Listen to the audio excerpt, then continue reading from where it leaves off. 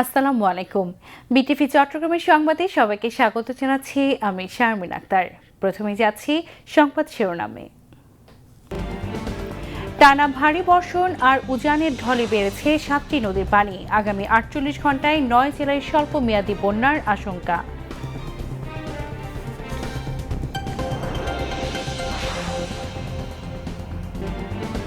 2027 সালের হজ প্যাকেজ ঘোষণা। সরকারি 2 প্যাকেজে খরচ 5,05,000 থেকে 6,15,000 টাকা আর বেসরকারিতে খরচ 5,13,000 টাকা।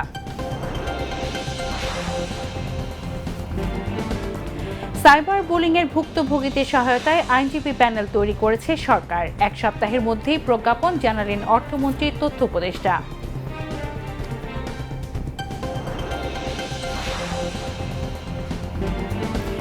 দেশীয় চালে ভরপুর চট্টগ্রামের চালের বাজার, তবে পাইকারি ও খুচরা বাজারে দামের পার্থক্য নিয়ে ক্রেতাদের অসন্তোষ।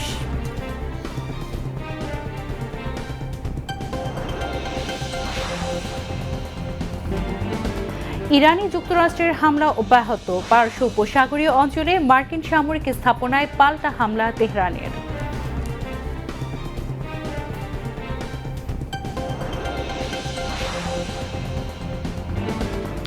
এবং দেশব্যাপী ক্রীড়া প্রতিভা অন্বেষণে শুরু হলো নতুন করে স্পোর্টস।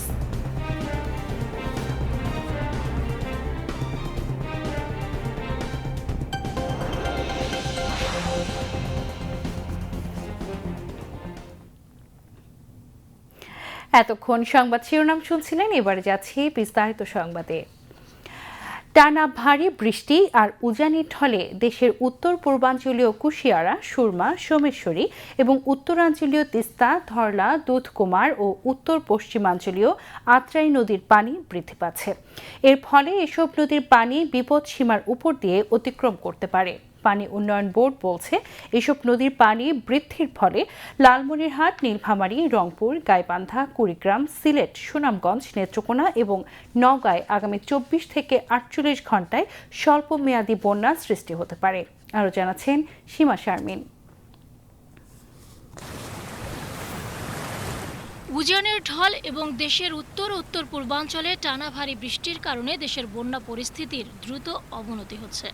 বাংলাদেশ পানি উন্নয়ন বোর্ড জানিয়েছে, বর্তমানে দেশের 3টি নদীর পানি বিপদসীমার ওপর দিয়ে বইছে। এতে 14 জেলার নিম্নাঞ্চল নতুন করে প্লাবিত হয়েছে। আবহাওয়া পূর্বাভাস ও সতর্কীকরণ কেন্দ্রের সর্বশেষ তথ্য অনুযায়ী কুশিয়ারা নদী সিলেটের ফেন্সুগঞ্জ পয়েন্টে বিপদসীমার প্রায় 15 সেন্টিমিটার ওপর দিয়ে এবং সুনামগঞ্জের মারকুলি পয়েন্টে প্রায় 20 সেন্টিমিটার ওপর দিয়ে প্রবাহিত হচ্ছে। সুরমা নদী সুনামগঞ্জের ছাতক পয়েন্টে বিপদসীমার প্রায় 10 সেন্টিমিটার ওপরে রয়েছে এবং সোমেশ্বরী নদী নেত্রকোনার কলমাকান্দা পয়েন্টে বিপদসীমার প্রায় 25 সেন্টিমিটার ওপর দিয়ে বইছে। উত্তরাঞ্চলে তিস্তা, ধরলা ও দুধকুমার নদীর পানি গত 24 ঘন্টায় দ্রুত বেড়েছে। পানি বৃদ্ধি পাওয়ায় বন্যা নিয়ন্ত্রণে নীলফামারীর ডালিয়া পয়েন্টে তিস্তা ব্যারেজের 44টি জলকপাট খুলে দেওয়া হয়েছে। আগামী 24 থেকে 48 ঘন্টার মধ্যে তিস্তা, ধরলা ও দুধকুমারের পানি আরও বাড়তে পারে। ফলে লালমনিরহাট, নীলফামারী, রংপুর, গাইবান্ধা ও কুড়িগ্রামের নদী সংলগ্ন নিম্নাঞ্চলে স্বল্প মেয়াদী বন্যা দেখা দিতে পারে।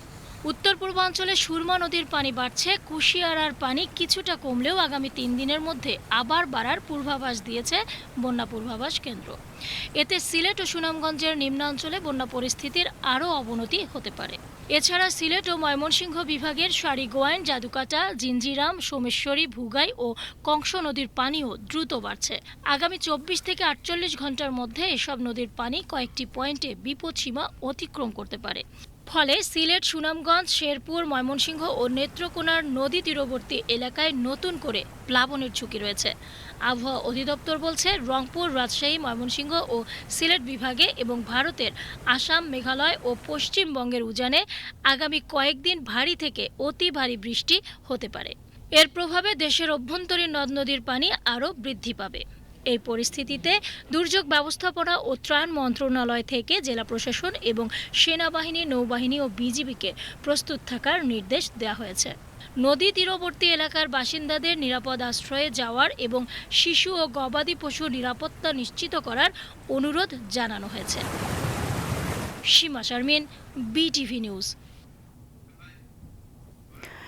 2027 সালের হজ প্যাকেজ ঘোষণা করেছে সরকার। আজ সচিবালয়ে এক সংবাদ সম্মেলনে পবিত্র হজ 2027-এর প্যাকেজ ঘোষণা করেন ধর্মমন্ত্রী কাজী শাহ মোফাজ্জল হোসাইন কায়কোবাদ। সংবাদ সম্মেলনে সরকারি মাধ্যমে দুটি প্যাকেজ নির্ধারণের কথা জানিয়ে ধর্মমন্ত্রী বলেন, হজ প্যাকেজ 1 এর খরচ ধরা হয়েছে 6,15,263 টাকা ও হজ প্যাকেজ 2 এর খরচ ধরা হয়েছে 5,05,648 টাকা। এছাড়া বেসরকারিভাবে হজ পালনে খরচ হবে 5,13,648 টাকা। ধর্মমন্ত্রী বলেন, এবারের হজ যাত্রীদের বিমান ভাড়া প্রায় 37,000 টাকা কমিয়ে 1,30,000 টাকা নির্ধারণ করা হয়েছে। মন্ত্রী বলেন, আগামী 24 সেপ্টেম্বরের মধ্যে হজ পালনে ইচ্ছুকদের নিবন্ধন শেষ করতে হবে। প্রধানমন্ত্রী জনাব তারেক রহমান সাহেবের ব্যক্তিগত উদ্যোগে বিমান ভাড়া কিছুটা কমানো সম্ভব হয়েছিল। এই বছর মাননীয় প্রধানমন্ত্রী প্রচেষ্টা বিমান ভাড়া গত বছরের চেয়ে 24,830 টাকা কমানো হয়েছে, মানে এখন ভাড়া নির্ধারিত হয়েছে 1,30,000 টাকা। গুজব, অপতথ্য ও সাইবার পুলিংয়ের ভুক্তভোগীদের আইনি সহায়তা করতে আইনজীবী প্যানেল তৈরি করেছে সরকার। এক সপ্তাহের মধ্যে প্রজ্ঞাপন জারি করা হবে বলে জানিয়েছেন প্রধানমন্ত্রীর তথ্য ও সম্প্রচার বিষয়ক উপদেষ্টা ডক্টর জাহিদুর রহমান। তিনি আজ দুপুরে সচিবালয়ে নিয়মিত ব্রিফিংয়ে কথা জানান। এ সময় প্রধান তথ্য কর্মকর্তা সৈয়দ আবদাল আহমেদ উপস্থিত ছিলেন। জাহিদুর রহমান বলেন, নাগরিকদের সুরক্ষায় কাজ করবে এই আইনজীবী প্যানেল। প্রাপ্ত অভিযোগের পাশাপাশি স্বতঃপ্রণোদিত হয়েও কাজ করবে তারা। সবাইকে মিথ্যা ও বানোয়াট তথ্য সম্পর্কে সচেতন হওয়ার আহ্বান জানান উপদেষ্টা। সাংবাদিকদের প্রশ্নের জবাবে তথ্য উপদেষ্টা জানান, ঝিনাইদহের বীরশ্রেষ্ঠ হামিদুর রহমানের ভাস্কর্য ভাঙার সঙ্গে জঙ্গিবাদের সম্পর্ক নেই। উপযুক্ত স্থানে আরও ভালোভাবে তার ভাস্কর্য স্থাপন করা হবে বলে জানান তিনি। ঢাকার মাইলস্টোন ট্র্যাজেডির 1 বছরেও ক্ষতিপূরণ না পাওয়ায় যথাযথ নয় জানিয়ে এ ব্যাপারে ব্যবস্থা নেওয়ার কথা বলেন উপদেষ্টা। বিদ্যমান ব্যবস্থায় কাজ করা সরকারের জন্য বড় চ্যালেঞ্জ উল্লেখ করে তিনি সবাইকে ধৈর্য ধরার আহ্বান জানান। তথ্যের নামে আমাদের উপরে যে ধরনের অত্যাচার বা অন্যায় হয়, তথ্যের দ্বারা কিন্তু অন্যায় হতে পারে। তথ্য এখন একটা মারাত্মক অস্ত্র। আমরা যে কেউ ডিসইনফরমেশনের শিকার হতে পারি, আমরা যে কেউ মারাত্মক মিথ্যা সাইবার বুলিংয়ের শিকার হতে পারি, আমরা ফেক ছবি, ফেক ভিডিওর শিকার হতে পারি। সেই রকম মানুষদের জন্য সুখবর হচ্ছে এই আইনজীবী প্যানেল যেটার কথা বলা হয়েছিল, এটা গঠন সম্পূর্ণ হয়েছে। এটা কতগুলো অ্যাডমিনিস্ট্রেটিভ প্রসেস ছিল, বিজ্ঞাপন দিতে হয়েছে, ইন্টারভিউ হয়েছে, নানা রকম ভেরিফিকেশন ছিল। সব শেষে এই প্যানেল তৈরির কাজ শেষ। জাস্ট ফর্মাল প্রজ্ঞাপনটা বাকি আছে। এটা খুব দ্রুত 2-1 দিনের মধ্যেই হয়ে যাবে। এবং আমরা যেটা বলছিলাম, এটা কারোর জন্য দুঃসংবাদ তো বটেই, যারা এই কাজগুলো করেন তাদের জন্য। এই রাষ্ট্র, এই সরকার সিরিয়াস কগনিজেন্সে নিতে যাচ্ছে। আপনারা সতর্ক হয়ে যান। ডিসইনফরমেশন বিশেষ করে, সাইবার বুলিং বিশেষ করে, এগুলো এই রাষ্ট্র সহ্য করবে না, সরকার সহ্য করবে না।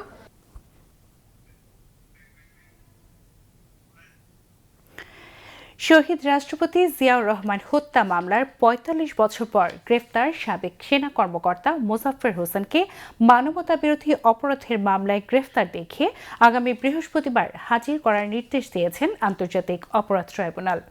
ট্রাইব্যুনাল 2 আজ শুনানি শেষে এই আদেশ দেন। এদিকে একই ট্রাইব্যুনালে জুলাই গণঅভ্যুত্থানে যাত্রাবাড়িতে পুলিশ কর্মকর্তার ছেলে তাইম হত্যা মামলায় ডিএমপির সাবেক কমিশনার হাবিবুর রহমান, যাত্রাবাড়ি থানার সাবেক ওসি আবুল হাসান সহ 11 আসামির বিরুদ্ধে সাক্ষ্য গ্রহণ চলে।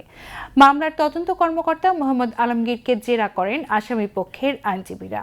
অন্যদিকে ট্রাইব্যুনাল 1-এ জুলাই গণঅভ্যুত্থানে শহীদ মীর মুগ্ধ হত্যা মামলার আনুষ্ঠানিক অভিযোগ গঠনের শুনানি করেন প্রসিকিউশন। আগামী বৃহস্পতিবার এই মামলায় শুনানি করবে আসামি পক্ষ। এদিকে ট্রাইব্যুনাল 1-এ 2016 সালে কল্যাণপুরে জঙ্গি নাটক সাজিয়ে 9 তরুণকে হত্যা মামলার শেখ হাসিনা, সাবেক আইজিপি শহীদুল হক এবং ডিএমপি সাবেক কমিশনার আসাদুজ্জামান মিয়া সহ 8 জনের বিরুদ্ধে শুনানি হয়। এই মামলায় আসামিদের অব্যাহতি শুনানির জন্য 2 সপ্তাহ সময় দেন আদালত। সকালে এসব মামলায় গ্রেফতার থাকা অবসরপ্রাপ্ত লেফটেন্যান্ট জেনারেল মাসুদ উদ্দিন চৌধুরী সহ 13 আসামিকে ট্রাইব্যুনালে হাজির করা হয়।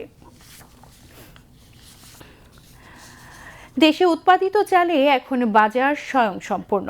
কয়েক মাস ধরে স্থিতিশীল চালের বাজার। আপাতত বিদেশ থেকে চাল আমদানি বন্ধ। তবে বৈদেশিক মুদ্রার জন্য রপ্তানি শুরু হওয়ার পর থেকে দেশের বাজারে চিনি গুঁড়া চালের কেজি এখন 200 টাকার উপরে। এছাড়া সব ধরনের চালে খুচরা আর পাইকারি বাজারে প্রতি কেজিতে দামের পার্থক্য প্রায় 10 থেকে 25 টাকা। বিস্তারিত জানাচ্ছেন সুরেশ কুমার দাস। দেশে উৎপাদিত চালে ভরপুর বাজার। গত কয়েক মাস ধরে বাইরের চাল আমদানির প্রয়োজন হচ্ছে না। পাইকারি বাজারে চিনি গুঁড়া ছাড়া সব ধরনের চালের দামও স্থিতিশীল। তো এটাকে জিরা চাল তৈরি করছে, এই চাউলটা আমাদের সাধারণ মানুষ এখন বেশি খায়। বর্তমানে এটা কেজি পরে যে ৬৪ টাকার মতো, ৬২-৬৪ টাকা পরে। আর এমনি সাধারণ আমাদের যেটা সন্না ফাঁস, এটা একবারে কমন চাউল এখন পাবলিক যেটা খায়, এটা পরে যে আপনার 50 টাকার মতো, প্রায় এভারেজ প্রায় 50, 52, 55, 60 এরকম চলে। তো ইদারিং আবার আমাদের যে চাউলটা বেশি চলে নাজির চাল, আর এসব চাউলটা বেশি চলে। তো নাজির চাল প্রায় 80 টাকার মতো কেজি পড়ে। তবে বিপরীত চিত্র চালের খুচরা বাজারে। ভোক্তাদের অভিযোগ, বেতি, মিনিকেট, জিরাশাইল সহ নানা জাতের চালে খুচরা বিক্রেতারা প্রায় 10 থেকে 25 টাকা পর্যন্ত মুনাফা লুটছে প্রতি কেজিতে। আমি নিয়মিত যে চাল খাই সেটা আমি 65 টাকা করে খাই। মিনিকেট মানে হাফ সিদ্ধ হলো এটা। আসলে দ্রব্যমূল্য নিয়ন্ত্রণ করা খুবই জরুরি। সরকারি বাজারে একটা মনিটরি সেল দিলে ভালো হয়। খুচরা বাজারে তো হচ্ছে যে এটা তো 60 থেকে 65, আগে এটা হয়তো বা ছিল 50। এইভাবে যদি 15 টাকা বেড়ে যায় কেজি প্রতি, এটা আমরা সাধারণ মানুষের জন্য খুবই একটা বাড়েন। প্রতিটা দ্রব্যমূল্যের উপরে এই ধরনের বাড়তি। অন্যদিকে চিনিগুড়া চাল রপ্তানি শুরু হবার পর থেকে 120 টাকা কেজির চাল এখন পাইকারি বাজারে 200 টাকার উপরে উঠেছে। কয়েকটি নির্দিষ্ট কোম্পানি দাম বাড়িয়ে চালের ভোক্তাদের কাছ থেকে গত কয়েক সপ্তাহে কোটি কোটি টাকা হাতিয়ে নিচ্ছে বলে অভিযোগ। ডলার সংকট যখন আমরা এক্সপোর্ট দিছে প্রায় 36,000 টন চিনিগুঁড়ো চাউল এক্সপোর্টের অর্ডার দিছে, ওই কারণে চিনিগুঁড়ো চালের দামটা বাড়ি গেছে। যদি সরকার যদি আবার ইনপুটের অর্ডার দিলে কিন্তু আরও দাম আরও কমে যাবে, দাম বাড়ার কোনো সম্ভাবনা নাই। ভোক্তারা চালের অন্যায্য দাম রুখতে খুচরো বাজারের বিক্রেতাদের বিরুদ্ধে ব্যবস্থা নেওয়ার আহ্বান জানান। চালের বাজার মনিটরিংয়ের অভাবে প্রায় 1.5 বছর ধরে খুচরা বিক্রেতারা মুনাফার নামে ভিন্ন কৌশলে ক্রেতাদের টাকা হাতিয়ে নিচ্ছে। সুরেশ কুমার দাস, বাংলাদেশ টেলিভিশন, চট্টগ্রাম। চট্টগ্রামকে বাসযোগ্য, পরিচ্ছন্ন ও ডেঙ্গুমুক্ত করার লক্ষ্যে আগামী শনিবার জেলার সকল সরকারি অফিসের ছাদ পরিষ্কার করার ঘোষণা দিয়েছেন জেলা প্রশাসক মোহাম্মদ জাহিদুল ইসলাম মিয়া। একই সঙ্গে সিটি কর্পোরেশনের পক্ষ থেকেও এদিন নগরবাসীকে বাড়ির ছাদ ও আশপাশ পরিচ্ছন্ন করার আহ্বান জানিয়েছেন city mayor doctor Shahadat Hossain. দুপুরে স্থানীয় সার্কিট হাউসে চট্টগ্রাম জেলার সরকারি দপ্তরসমূহের পরিষ্কার পরিচ্ছন্নতা, কর্মপরিবেশ উন্নয়ন ও মশাবাহিত রোগ প্রতিরোধ কর্মসূচি বাস্তবায়ন নিয়ে মতবিনিময় সভায় এই ঘোষণা দেওয়া হয়। পরিচ্ছন্ন করেই নগরগ্রাম, গড়ি নান্দনিক চট্টগ্রাম এই প্রতিপাদ্যে মতবিনিময় সভার আয়োজন করে জেলা প্রশাসন। এতে বিভাগীয় কমিশনার ডক্টর মোহাম্মদ জিয়াউদ্দিন সহ জেলার সকল দপ্তরের কর্মকর্তাগণ উপস্থিত ছিলেন। সভায় জানানো হয়, আগামী 9 আগস্ট প্রধানমন্ত্রী তারেক রহমান চট্টগ্রাম সফরে আসবেন। তার সফরে বাসযোগ্য ও পরিচ্ছন্ন নগরী হিসেবে চট্টগ্রামের সুনাম যেন অক্ষুণ্ণ থাকে, সেজন্য সবার সহযোগিতা কামনা করা হয়। তারপর ভুলে গেলাম, এটা আমার মনে হয় না ভালো হবে। আমরা এটাকে একটা অভ্যাসে পরিণত করব এবং আজকে আপনাদের কাছে আমি এই প্রত্যয় ব্যক্ত করতে চাই, চট্টগ্রামকে একটি পূর্ণাঙ্গ ক্লিন, গ্রিন, হেলদি, সেফ করার লক্ষ্যে আমরা ইতিমধ্যেই আমাদের চট্টগ্রামে একটি অ্যাপস আমরা ইন্ট্রোডিউস করেছি এবং এতে করে আমি মনে করি আপনাদের যে কোনো জায়গায় যে কোনো সমস্যা আপনারা সেখানে পাঠাতে পারেন। একটা ইউরোপের মতো বা একটা উন্নত দেশের মতো একটা জীবন যাত্রা চাই, কিন্তু আসলে আমরা নিজেদেরকে কতটুকু পরিবর্তন করতে চাই এটি আজকে আমাদের ভাবতে হবে। আমরা যদি সেই পরিবর্তনটা, আমরা অবশ্যই সেই উন্নত শহর আমরা গড়তে পারবো, আমরা উন্নত জেলা করতে পারবো, উন্নত জীবনযাত্রা আমরা তৈরি করতে পারবো যদি আমরা নিজেরা নিজেদের সেই উন্নত ধ্যান ধারণা রাখি, সেই উন্নত চিন্তা ভাবনা পোষণ করি। এবারে যাচ্ছি আন্তর্জাতিক সংবাদে।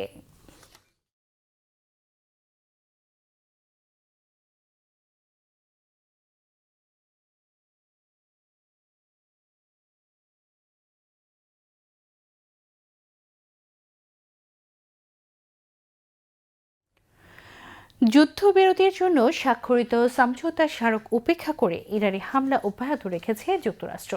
মার্কিন সেন্ট্রাল কমান্ড জানিয়েছে ইরানের সামরিক ও যোগাযোগ স্থাপনার লক্ষ্য করে 10ম দিনের মতো এই হামলা চালানো হয়েছে। প্রেসিডেন্ট ডোনাল্ড ট্রাম্প বলেছেন 3 জন মার্কিন সদস্যের মৃত্যুর জন্য ইরানকে আরও বেশি মূল্য দিতে হবে। তিনি বলেন, নিহত সেনা সদস্যদের সম্মানে ইরানের জোরালো আঘাত হানা হয়েছে। ইরানের বিভিন্ন গণমাধ্যমের খবরে বলা হয়েছে, সিরিক, বন্দর আব্বাস, কেশমদ্বীপ, চাবাহার ও পুনারে বিভিন্ন স্থাপনা লক্ষ্য করে যুক্তরাষ্ট্র হামলা চালিয়েছে। পাল্টা ব্যবস্থা হিসেবে পারস্য উপসাগরীয় অঞ্চলে মার্কিন সামরিক স্থাপনার লক্ষ্য করে ক্ষেপণাস্ত্র ও ড্রোন হামলা চালিয়েছে ইরান। IRGC জানিয়েছে কুয়েতে ক্যাম্প আরিফজানে থাকা যুক্তরাষ্ট্রের ক্ষেপণাস্ত্র ব্যবস্থার লক্ষ্য করেও হামলা চালানো হয়েছে। এছাড়া বিধি নিষেধ উপেক্ষা করায় ওমান উপসাগরের অদূরে একটি ট্যাঙ্কারেও আঘাত হানা হয়েছে বলে জানিয়েছে IRGC। ইরানের প্রেসিডেন্ট মাসুদ পেজেশকিয়ান বলেছেন, ইরান এখন যুক্তরাষ্ট্রের সঙ্গে সর্বাত্মক যুদ্ধ করছে। তবে পাল্টাপাল্টি এই হামলা বন্ধে মধ্যস্থতাকারীদের সহযোগিতায় ইরান ও যুক্তরাষ্ট্রের মধ্যে কূটনৈতিক বার্তা আদান প্রদান হচ্ছে বলে জানিয়েছে তেহরান। এদিকে সৌদি আরবের জাহাজের উপর অবরোধ ঘোষণা করেছে ইয়েমেনের হুতি বিদ্রোহীরা। হুতি বিদ্রোহীদের গণমাধ্যম কর্মকর্তা জানিয়েছেন, সৌদি আরবের জাহাজগুলোর জন্য লোহিত সাগরের দক্ষিণ প্রবেশপথ বাব আল মান্দাব প্রণালী বন্ধ করে দেওয়া হয়েছে। হুতিদের এই পদক্ষেপে আঞ্চলিক সংঘাত আরও বেড়ে যাওয়া এবং পারস্য উপসাগরের বাইরেও বৈশ্বিক জ্বালানি সরবরাহ ও বাণিজ্য ব্যাহত হওয়ার হুমকি সৃষ্টি হয়েছে। বাব আল মান্দের প্রণালী পুরোপুরি বন্ধ হয়ে গেলে এশিয়ায় সৌদি আরবের তেল রপ্তানি বন্ধ হয়ে যেতে পারে। এতে বিশ্বজুড়ে তেল সরবরাহ 7% কমে যেতে পারে। লেবাননের প্রেসিডেন্ট জোসেফ আউন আজ ওয়াশিংটনে যুক্তরাষ্ট্রের প্রেসিডেন্ট ডোনাল্ড ট্রাম্পের সঙ্গে বৈঠক করবেন। দক্ষিণ লেবানন থেকে সেনা প্রত্যাহারের আগে ইসরায়েল এটিকে অন্যতম প্রধান শর্ত হিসেবে দেখছে। এই বৈঠকের একদিন আগে যুক্তরাষ্ট্র জানিয়েছে, লেবানন ও ইসরায়েলের মধ্যে আলোচনায় মধ্যস্থতাকারীরা ভূমিকা পালনকারী ওয়াশিংটনের উদ্যোগে একটি চুক্তি বাস্তবায়নের কাজ শুরু হয়েছে। এই চুক্তির আওতায় দক্ষিণ লেবাননে কিছু পরীক্ষামূলক এলাকায় নিয়ন্ত্রণ নেবে লেবাননের সেনাবাহিনী। এই এলাকাগুলো মূলত দক্ষিণ লেবাননের সেই সব অঞ্চলের কাছাকাছি যেগুলো হিজবুল্লাহ মার্চ মাসে লেবাননকে মধ্যপ্রাচ্যের যুদ্ধে জড়িয়ে ফেলার পর ইসরায়েল দখল করেছিল। হিজবুল্লাহর যুদ্ধের সিদ্ধান্তের তীব্র সমালোচক প্রেসিডেন্ট আউন এখন আশা করছেন, ট্রাম্প ইসরায়েলকে লেবাননের দখল করা ভূখণ্ড থেকে সেনা প্রত্যাহারে আরও চাপ দেবেন। তবে ইসরায়েল বারবার জানিয়েছে, হিজবুল্লাহ সশস্ত্র থাকা পর্যন্ত তারা সেনা প্রত্যাহার করবে না। ওয়াশিংটনেও তাদের এই অবস্থানকে সমর্থন করছে। এতে লেবাননের সশস্ত্র গোষ্ঠী হিজবুল্লাহকে নিরস্ত্র করার বিষয়ে বৈরুতের ওপর চাপ আরও বাড়ছে। তবে হিজবুল্লাহ বারবার অস্ত্রত্যাগের দাবি প্রত্যাখ্যান করছে। আবারও ফিরছি দেশের খবরে। এবার সংবাদের সত্যতা যাচাই ভিত্তিক পরিবেশনা, ফ্যাক্ট চেক, সত্য জানুন।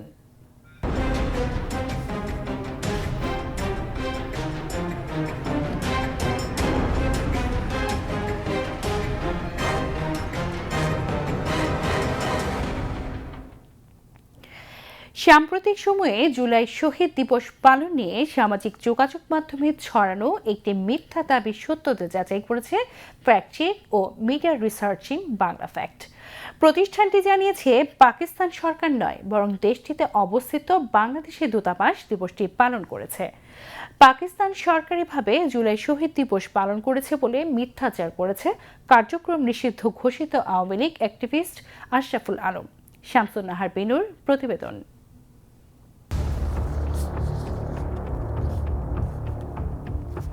শহীদ জুলাই দিবস পালন নিয়ে সামাজিক যোগাযোগ মাধ্যমে মিথ্যাচার ও বিভ্রান্তির অপচেষ্টা শনাক্ত হয়েছে।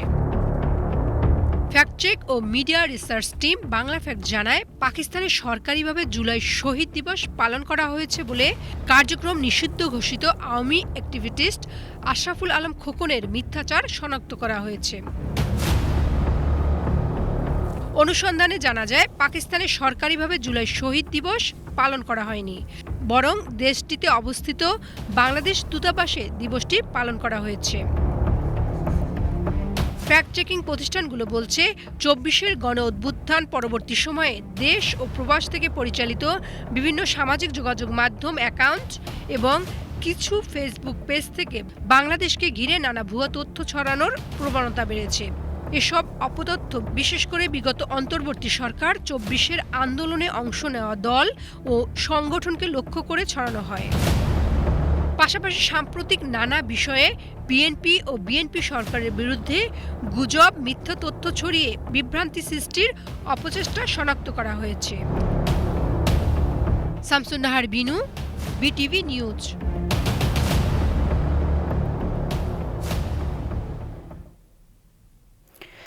সাম্প্রতিক ভারী বর্ষণে জলাবদ্ধতায় ক্ষতিগ্রস্ত চট্টগ্রাম নগরের পাঁচলাইশ ওয়ার্ডের চালিতাতলী ও ওয়াজেদিয়া এলাকায় ২০০ পরিবারের মাঝে উপহার সামগ্রী বিতরণ করেছে অ্যাব চট্টগ্রাম। এই উপলক্ষে আয়োজিত অনুষ্ঠানে প্রধান অতিথি ছিলেন মহানগর বিএনপির আহ্বায়ক ও সংসদ সদস্য মোহাম্মদ এরশাদ উল্লাহ। তিনি বলেন, প্রাকৃতিক দুর্যোগে ক্ষতিগ্রস্ত মানুষের পাশে দাঁড়ানো নৈতিক ও মানবিক দায়িত্ব। প্রধানমন্ত্রী তারেক রহমানের নির্দেশনায় অসহায় মানুষের সহায়তায় কাজ চলছে বলেও উল্লেখ করেন তিনি। অনুষ্ঠানে সভাপতিত্ব করেন চট্টগ্রাম ওয়াসার ব্যবস্থাপনা পরিচালক ও অ্যাব চট্টগ্রামের সাবেক সভাপতি প্রকৌশলী সেলিম মোহাম্মদ জালে আনব। অনুষ্ঠানে রাজনৈতিক, সামাজিক ও পেশাজীবী সংগঠনের নেতৃবৃন্দ সহ স্থানীয় গণ্যমান্য ব্যক্তিবর্গ উপস্থিত ছিলেন। যাচ্ছি শেয়ার বাজারের খবরে।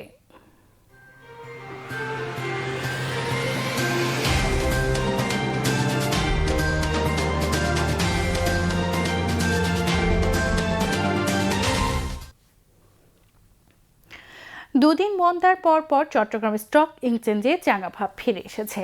আজ শেয়ার লেনদেন ও মূল্যসূচক দুটোই বেড়েছে। দিন শেষে সার্বিক সূচক দাঁড়িয়েছে ১৫,৭৯৮.৪৮, যা গতকালের চেয়ে শতকরা 0.38 বেশি। এছাড়া সিএসই ৩০-এর মূল্যসূচক দাঁড়ায় ১৪,২৩৮.14, যা গতকালের চেয়ে শতকরা 0.32 বেশি। আজ ২৫৫টি কোম্পানির ৭২,১৮,২১৪টি শেয়ার লেনদেন হয়, যার মূল্য ১৯,২,৯২,০০০ টাকারও বেশি। এর মধ্যে ১৪৯টি কোম্পানির শেয়ার দাম বেড়েছে, ৭৬টির কমেছে এবং ৩০টির দাম অপরিবর্তিত রয়েছে। এবারে যাচ্ছি খেলার খবরে।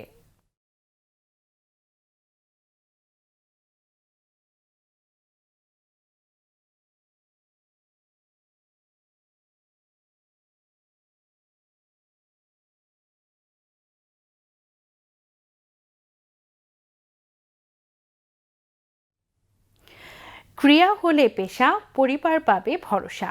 এই প্রত্যয়ে আজ রাজধানীতে শুরু হলো দেশের সর্ববৃহৎ তৃণমূল ক্রীড়া উৎসব নতুন করে স্পোর্টস এর প্রথম আসরের জাতীয় পর্যায়ের প্রতিযোগিতা। সকালে ঢাকায় মিরপুরে জাতীয় সুইমিং কমপ্লেক্সে খুদে সাঁতারুদের গতির ঝড় আর জলতরঙ্গের মধ্য দিয়ে এই মহোৎসবের পর্দা উঠেছে। এর উদ্বোধন করেন যুব ও ক্রীড়া প্রতিমন্ত্রী মোহাম্মদ আমিনুল হক। দেশের 10টি অঞ্চল থেকে উঠে আসা 10 থেকে 14 বছর বয়সী টেকনাফ থেকে তেঁতুলিয়ার এই খুদে অ্যাথলেটদের স্বপ্নযাত্রা শুরু। বিস্তারিত মাহবুবুর রহমানের প্রতিবেদনে।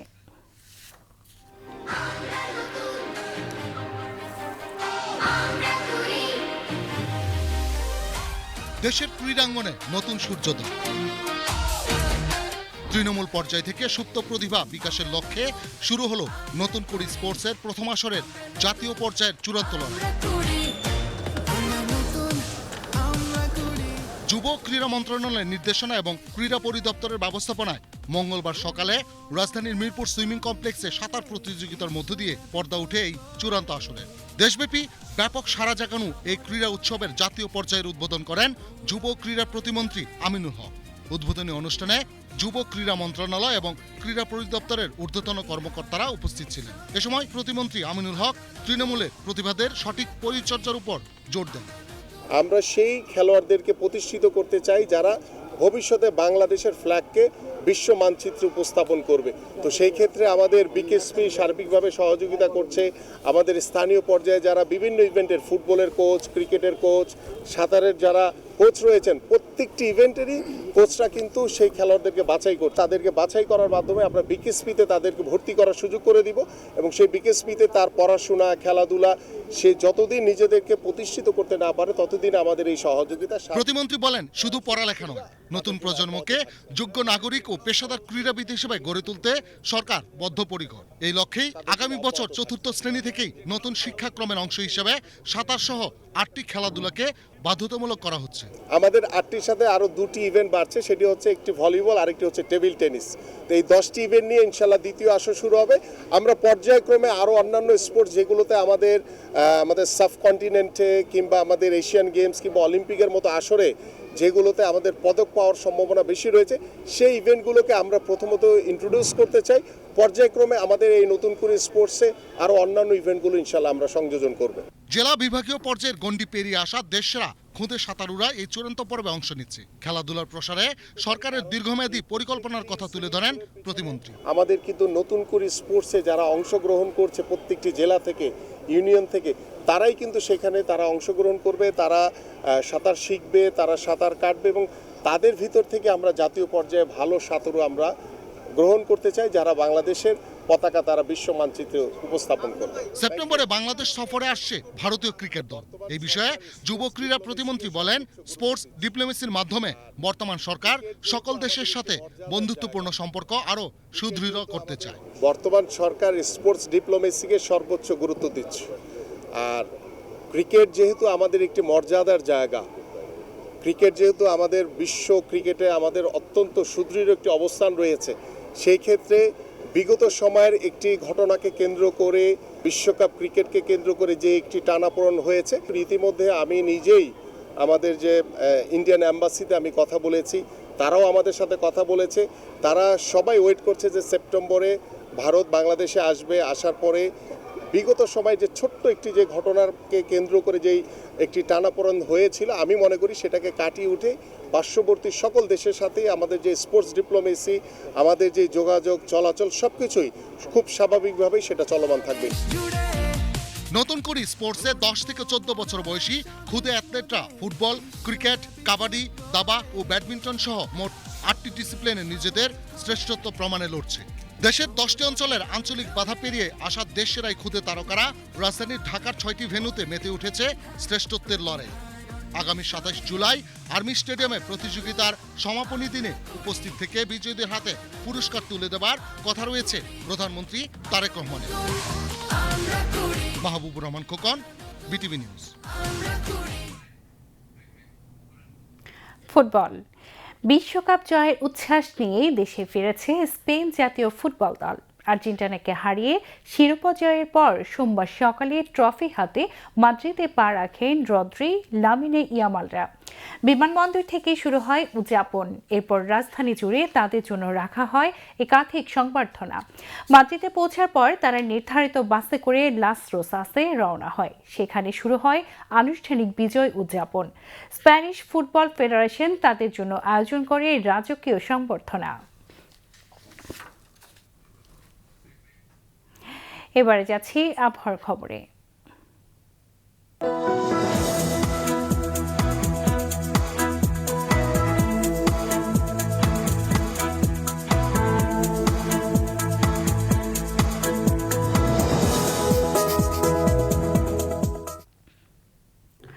পতেঙ্গা আবহাওয়া অফিস জানিয়েছে, আগামীকাল সন্ধ্যা 6টা পর্যন্ত চট্টগ্রাম ও পার্শ্ববর্তী এলাকায় আকাশ আংশিক মেঘলা সহ অথবা সাময়িকভাবে মেঘাচ্ছন্ন থাকতে পারে।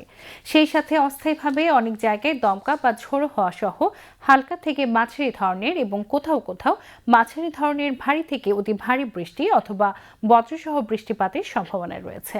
দিনের তাপমাত্রায় সামান্য হ্রাস এবং রাতের তাপমাত্রায় সামান্য বৃদ্ধি পেতে পারে। পরবর্তী 24 ঘন্টায় আবহাওয়ার সামান্য পরিবর্তনের সম্ভাবনা রয়েছে।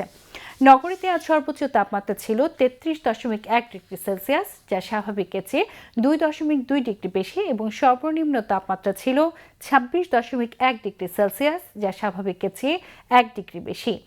আগামীকাল চট্টগ্রামে সূর্যোদয় 5টা 20 মিনিটে এবং সূর্যাস্ত 6টা 38 মিনিটে। এবার জানিয়ে দিচ্ছি কর্ণফুলী নদীতে আগামীকালের জোয়ার ভাটার সময়সূচি। জোয়ার শুরু হবে রাত 12টা 31 মিনিটে, ভাটা সকাল 6টা 36 মিনিটে। পরবর্তী জোয়ার শুরু হবে দুপুর 1টা 10 মিনিটে এবং ভাটা সন্ধ্যা 7টা 1 মিনিটে।